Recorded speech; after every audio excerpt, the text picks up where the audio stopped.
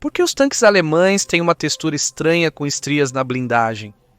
Isso é algo que muito poucas pessoas sabem, porque quando vemos vídeos da Segunda Guerra Mundial, a resolução não é suficiente para apreciar a textura dos tanques. Mas, por exemplo, se você já foi a um museu de tanques, provavelmente terá observado que alguns tanques alemães têm uma textura áspera bastante notável. Para que servia essa textura? Era camuflagem ou algo estético? Ou tinha algum efeito ao receber impactos de projéteis? Neste vídeo, tentaremos descobrir o porquê dessa estranha adição. Os alemães estavam usando um tipo de granada bastante especial, a granada Halfordung ou Panzersnacker, quebradora de tanques em alemão. Era literalmente uma carga oca semelhante às que eram usadas pelos Panzerfaust e era principalmente empregada pelas esquadrões de destruidores de tanques do exército alemão. Tinha 3 ímãs em sua base, que faziam com que, independentemente do ângulo da superfície onde fossem colados, estivessem sempre perpendiculares à blindagem, tornando-a tão eficaz quanto um Panzerfaust, e claro, mais barata que este, embora o Panzerfaust não chegasse até 1944. A granada magnética H3.5 tinha uma única desvantagem: o soldado tinha que se aproximar dos tanques para poder usá-la. Era muito eficaz e podia atravessar 140 milímetros de blindagem homogênea laminada. Estas estavam sendo uma dor de cabeça para os soviéticos e superaram em muito as expectativas do alto comando alemão. Mas os alemães temiam que a arma que inventaram fosse usada contra eles. Então, em 1943, antes que os soviéticos inventassem uma granada magnética similar à alemã, os alemães inventaram o Simerit, um revestimento especial para os tanques que consistia em um polímero pastoso moldável. Este era de fato uma mistura de sulfato de bário e acetato de polivinil.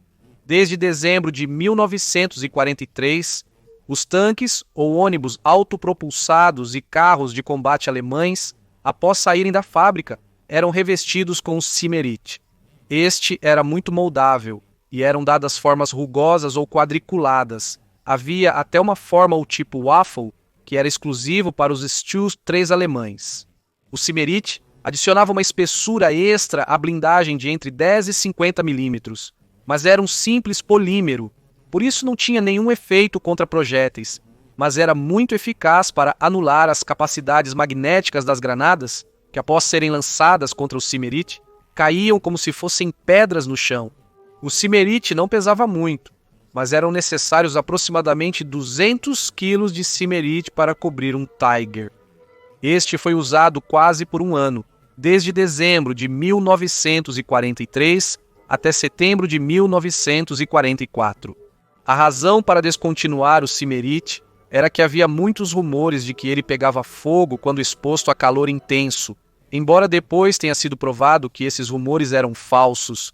Também demoravam dias no processo de dar um padrão ao Simerit e deixá-lo secar, o que adicionava dias ao tempo de fabricação dos tanques, além de, claro, ter dezenas de homens qualificados em uma tarefa não tão útil.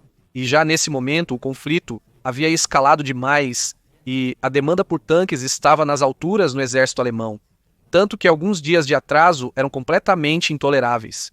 Então decidiu-se prescindir do Simerit em todos os veículos blindados, já que, afinal, nem os soviéticos nem os americanos usaram granadas magnéticas. Já em 1944 surgiu o Panzerfaust e, embora as granadas magnéticas continuassem a ser usadas, estas não foram mais produzidas, pois o Panzerfaust as havia tornado obsoletas.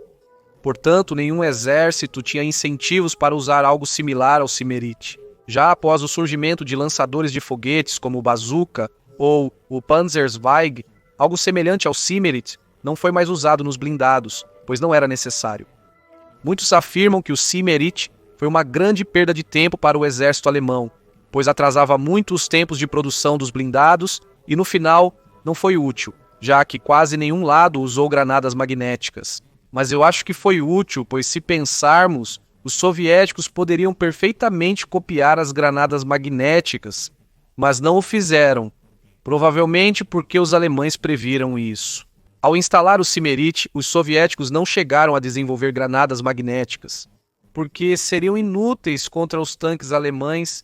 Então eu diria que o Simmerit foi uma jogada bastante astuta por parte do exército alemão